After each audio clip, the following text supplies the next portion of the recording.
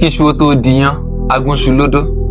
Ọmọ odó ò lè sọ pé òun nìkan lòun ṣiṣẹ́ ọ̀hún, bẹ́ẹ̀ nìyá odó gan ò lè sọ pé òun ò fara pa. Ǹjẹ́ ó wá dáa kíṣu ó diyán tán kó lẹ̀ mọ́ ọmọ odó lẹ́nu, ká wá mú kàìnkàìn ká fi fọ tinú ìyá odó dànù?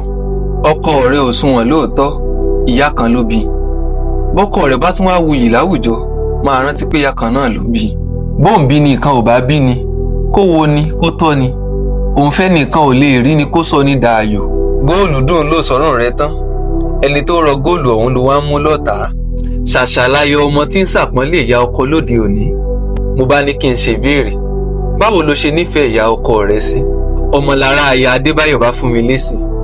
Ó ní ìyá nìyá ọkọ mi, abiyamọ tó ṣe fi ń yangàn láwùjọ ní í ṣe. N ò rí gẹ́gẹ́ bí ìyá ọkọ, ìyá tèmi pàápàá náà ló jẹ́. Ó ní ẹ bá mi kí, ẹ bá mi kí. Ẹ bá mi kí Mrs. Margaret Rotimi Ewéjẹ Adésànyà tí ń ṣọjọ́ ìbí lónìí. Ìyá aládùúrà, olùsìn Olúwa ní tòótọ́, ìyá tíṣà, abiyamọ tòótọ́. Ọmọlára ní kí n kí yín fún gbogbo akitiyan yín lórí ọmọ. Ó ní fún gbogbo ipò takọtabo tẹ́ ẹ gbé wọ̀ bí ẹ̀wù, tẹ́ ẹ ń sàbá lórí àwọn ọmọ yín, lórí kọ́jọ́ ọ̀la wọn lè bá a dára. Fún gbogbo ìfẹ́ yín lórí àwọn aya ọmọ àtọkọ ọmọ yín. Fún gbogbo bẹ́ẹ̀ ṣe máa ń gbàdúrà fún gbogbo wọn nígbà gbogbo. Ìyá Olúṣọlá, ìyá Ọpẹ́yẹmí, ìyá Adébáyọ̀, ìyá Ọmọlára, ìyá Ọlájídé. Ọmọ Ifẹ̀ ò dáyé, ọmọ Ifẹ̀ ò yè, ọmọ bí ojúmọ́ ti ń gbé mọ́ wá.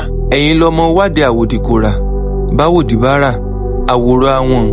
Ọmọ Elésìwù, ọmọ Ládàálé, ọmọ olóko láìrá, ọmọ olókè méjì alẹ̀lú, bàbá ṣe ń gùn kan, bẹ́ẹ̀ là ń rọ̀ kan lé bàbá tó bí yín lọ́mọ.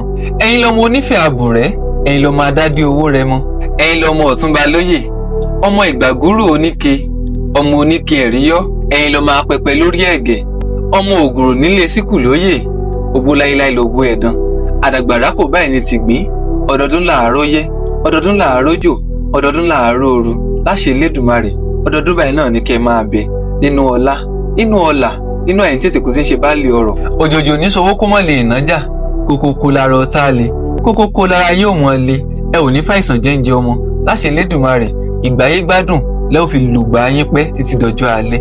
Happy birthday to you látọ̀dọ̀ ìyàwó ọmọ yín Ọmọlára aya Adébáyọ̀. Ó ní kí n kí yín pé ẹ ó gbélé ayé pẹ́ pẹ̀lú ìrọ̀rùn. Ẹ kú oríire ìyá wa.